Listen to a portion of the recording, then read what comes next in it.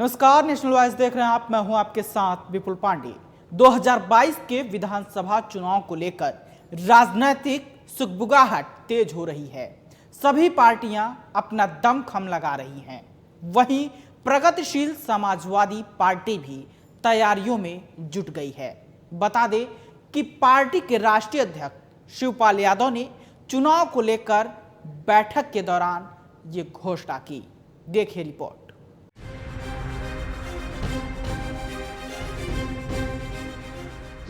2022 के विधानसभा चुनाव की तैयारियां हुई तेज।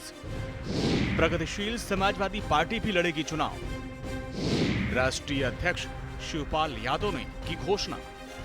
प्रगतिशील समाजवादी पार्टी संपूर्ण उत्तर प्रदेश में गांव-गांव पदयात्रा अभियान चलाएगी। इस पदयात्रा का उद्देश्य राज्य के हर गांव में पहुंचना और पार्टी और राष्ट्रीय अध्यक्ष के विचारों को जनता तक पहुंचाना है। पार्टी संकल्प को गांव-गांव पहुंचे प्रसपा जन के पांव के नारे के साथ आगे बढ़ाएगी। प्रगतिशील समाजवादी पार्टी के राष्ट्रीय अध्यक्ष शिवपाल सिंह यादव ने कहा कि प्रगतिशील समाजवादी पार्टी लोहिया ने मात्र 3 महीने में शानदार संगठन खड़ा किया है और यूपी की सियासत को प्रभावित किया है।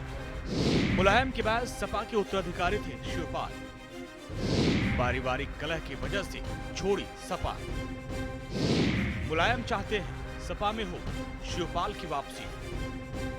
2012 के विधानसभा चुनाव के दौरान अखिलेश और शिवपाल के बीच मतभेद की बात सामने आई। पश्चिमी यूपी के विवादास्पद नेता टीपी यादव के पार्टी में आने को लेकर अखिलेश ने आने नहीं दिया। पार्टी की इमेज खराब हो जाएगी, लेकिन शिवपाल का मन कुछ और था। लगातार 2 लोकसभा चुनाव और 1 विधानसभा चुनाव हारने के बाद अखिलेश पर परिवार को एक करने का दबाव बढ़ा। खासकर समाजवादी पार्टी के संस्थापक मुलायम सिंह यादव चाहते हैं कि पार्टी को खड़ा करने में योगदान देने वाले छोटे भाई शिवपाल सिंह यादव को दोबारा साथ लाया जाए। सूत्रों के मुताबिक मुलायम का कहना है कि जब धुर विरोधी कांग्रेस और बीएसपी के साथ गठबंधन हो सकता है तो शिवपाल को साथ लाने में क्या परहेज है। लेकिन अखिलेश यादव इसके लिए तैयार नहीं है। प्रगतिशील समाजवादी पार्टी के अध्यक्ष शिवपाल सिंह यादव हाल ही में अपने एक बयान में कहा था कि वो चाहते हैं कि सभी समाजवादी एक हो जाएं और इसके लिए वो त्याग करने को भी तैयार है। शिवपाल ने इटावा में पत्रकारों से बातचीत करते हुए कहा कि देखिए, हम चाहते हैं कि सभी समाजवादी फिर एक हो जाएं। इसके लिए हमने पूरा त्याग करने को भी कहा है। देखिए, हम चाहते हैं कि सभी समाजवादी फिर से एक हो जाएं। इसके लिए हमने तो पूरा त्याग करने के लिए कह ही दिया है, लेकिन हम जनता के बीच में अगर ऐसा नहीं होता है तो हम अपने प्रगतिशील के और जनता के बीच में जो जनता की राय है और जो जनता निर्णय रखेगी उस निर्णय को हम लेकर के 1922 की लड़ाई को भी लड़ेंगे। अमित शाह के तर्ज पर किया यूपी में प्रचार। कोऑपरेटिव के जरिए हर जिले में सपा की पकड़ बनाई।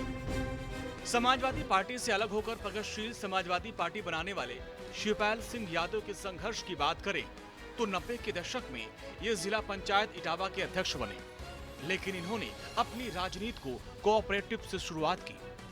जो काम अमित शाह गुजरात में बीजेपी के लिए किया करते थे, वही काम शिवपाल ने उत्तर प्रदेश में समाजवादी पार्टी के लिए किया। कोऑपरेटिव के जरिए हर जिले में समाजवादी पार्टी की पकड़ बनाई। यूपी सहकारी ग्राम विकास बैंक लिमिटेड लखनऊ के अध्यक्ष बने और 1996 में पहली बार यूपी विधानसभा पहुंचे। 1997-98 में विधानसभा की अनुसूचित जाति और जनजाति से जुड़ी समिति के सदस्य बने। एक वक्त आया जब समाजवादी पार्टी के महासचिव बनाया गया उनको। फिर मुलायम सिंह की सरकार आई तो वो कैबिनेट मंत्री बने। जब मायावती की सरकार बनी तो शिवपाल यादव नेता प्रतिपक्ष रहे। मुलायम सिंह यादव के उत्तराधिकारी के तौर पर शिवपाल सिंह यादव को देखा जाने लगा, लेकिन साल 2012 विधानसभा चुनाव में मुलायम के बेटे अखिलेश यादव की सक्रियता बढ़ गई और जिसने इस पर फुल स्टॉप लगा दिया। उस समय शिवपाल बड़े नाराज हुए। किसी जमाने में समाजवादी पार्टी ने वंशवाद के सिद्धांत को धुतकारा था, लेकिन अपने बेटे के मामले में मुलायम भाई को भूल गए।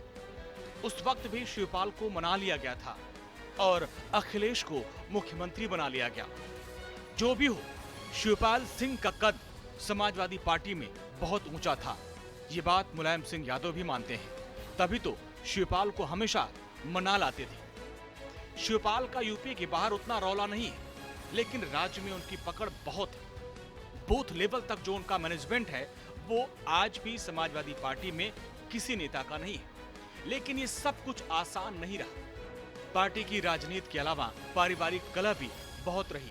समाजवादी पार्टी में मुलायम के बाद शिवपाल ही ऐसे व्यक्ति हैं जिनकी यूपी के हर जिले में पकड़ है।